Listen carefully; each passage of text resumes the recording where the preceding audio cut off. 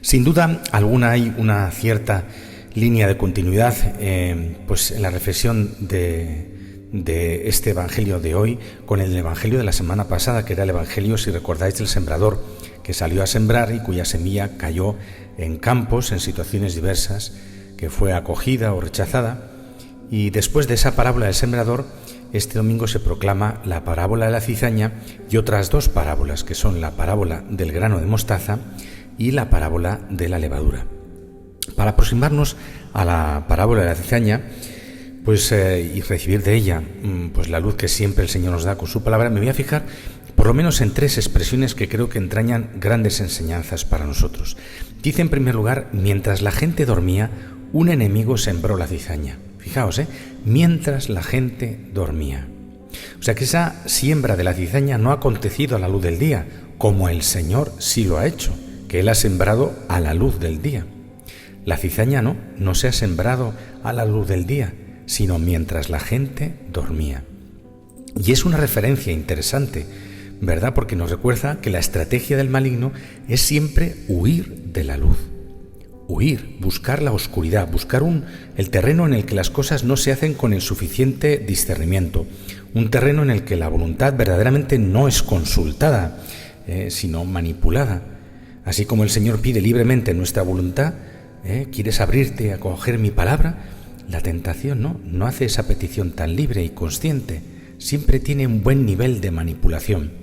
Por eso es muy importante, ¿verdad?, que nos demos cuenta de esto, de que la tentación se caracteriza por emborronar, por terminar como apareciendo como bueno lo que en realidad no es bueno.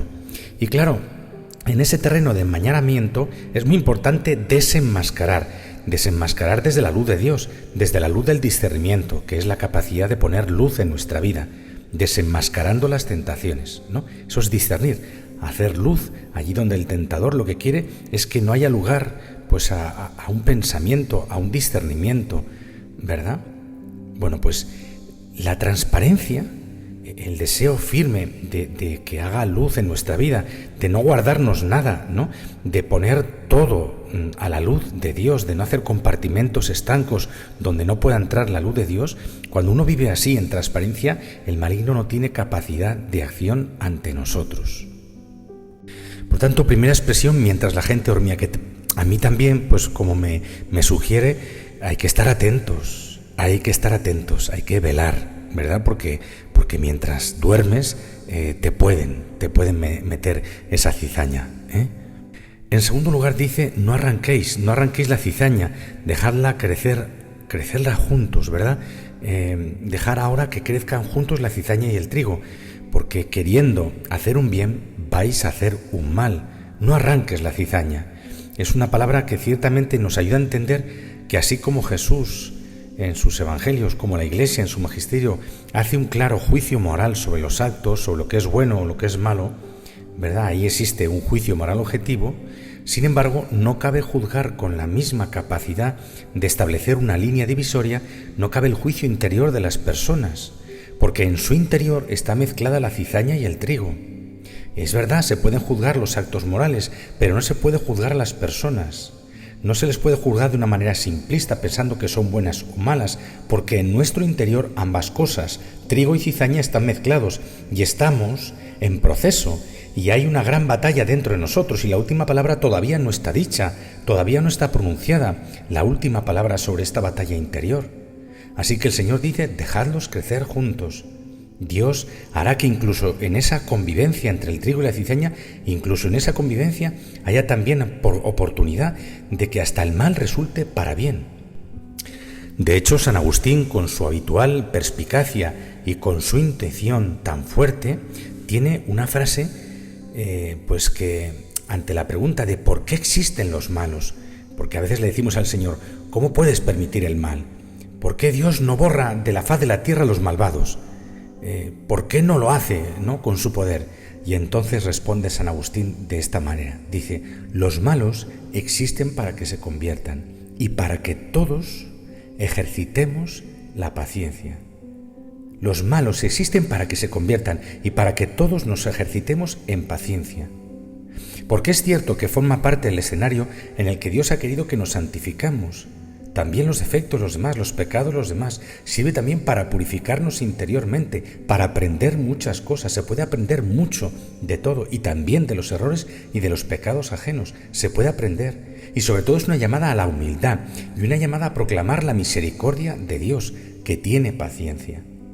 A veces a Dios le pedimos explicaciones de por qué no acaba con el mal, ¿no? Y Él a lo mejor pues podría respondernos diciendo: ¿quieres verdaderamente que acabe con el mal ahora mismo? ¿De verdad quieres que acabe con el mal ahora mismo?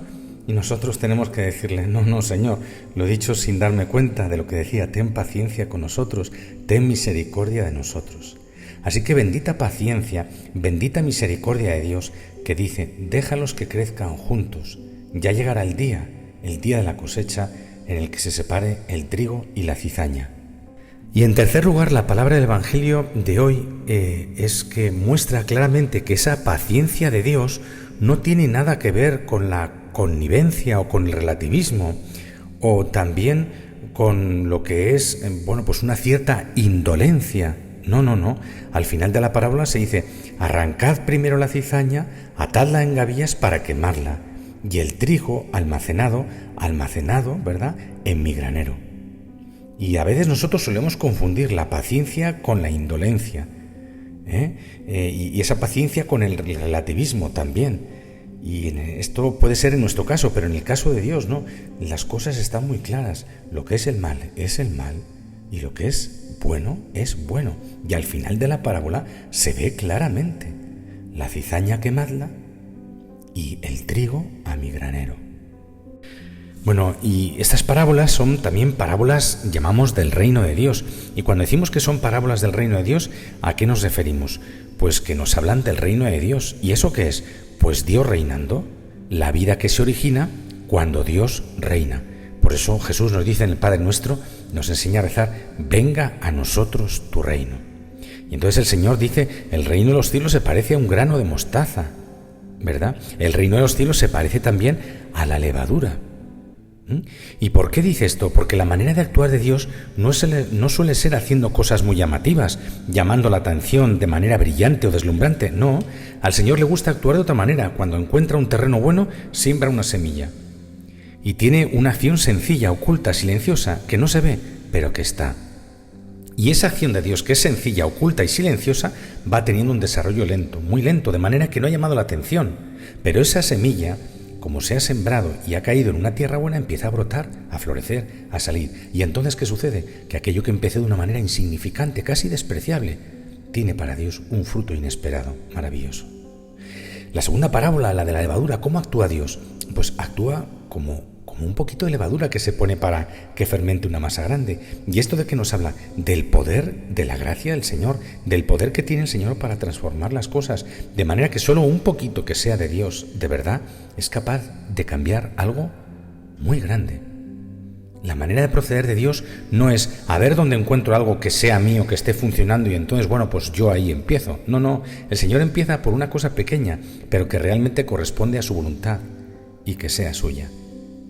Y esto es para nosotros un mensaje lleno de esperanza, para que vivamos llenos de confianza, porque en la historia de la salvación, si empezamos desde el principio, y os fijáis, desde la creación y luego desde Abraham, vemos que las grandes actuaciones de Dios han sido siempre comenzando por cosas muy pequeñas, que luego han ido cambiando la realidad y la historia. Por eso el Señor hoy nos dice: ¿quieres tú ser grano de mostaza? ¿Quieres ser esa levadura con la que yo quiero cambiar la realidad de hoy? Si tú me dejas, yo lo haré. Pero tenemos que tener fe. Tienes que tener fe para creer que Dios ha sembrado algo cuando no se ve nada. Y además tienes que tener paciencia, porque las cosas de Dios son como un proceso natural y requieren un tiempo, el tiempo que se toma Dios para hacer las cosas como Él quiere. Y en este tiempo, ¿qué pasa? Pues que a través de la fe, de la confianza y de la paciencia, lo primero que hace Dios es cambiarnos a nosotros, y a través de ese cambio que va haciendo nosotros, va cambiando también otras cosas. Te damos las gracias, Señor, porque estás siempre presente en nosotros. Danos esos ojos para saber descubrirte, pues entre los pucheros, como decía Santa Teresa, entre las realidades más sencillas de nuestra vida. Ayúdanos a reconocerte vivo y presente a nuestro lado, que acojamos tu manera de reinar y actuar en este mundo. Haz, Señor, que nos fiemos de ti, que nos dispongamos a entregarnos a ti como un granito de mostaza y como un poco de levadura, para que a través de nosotros se manifieste tu poder y tu acción en medio del mundo. Amén.